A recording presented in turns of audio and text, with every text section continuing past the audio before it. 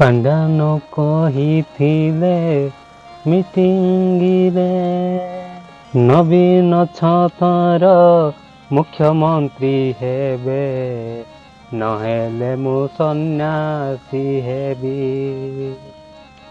ସେଇଥିପାଇଁ ଆଜି ହେଲିକପ୍ଟରରେ ପାଣ୍ଡାନ ଆସିଗଲେ।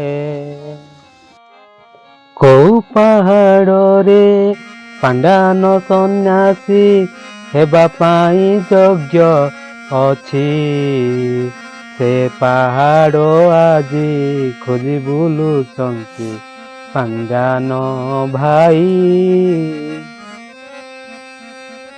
ଜନସାଧାରଣ ମାନଙ୍କୁ ଏଥର ପାଣ୍ଡାନ ଟାଟା ବାଏ ବାଏ କରିଦେଲା। ଏବେ ସେ ପାଣ୍ଡାନ କୋଉଠେ ଯିବ ସନ୍ନ୍ୟାସୀ ହେବା ପାଇଁ, ଏବେ ଅଛି ଏଠି ବୁଲର।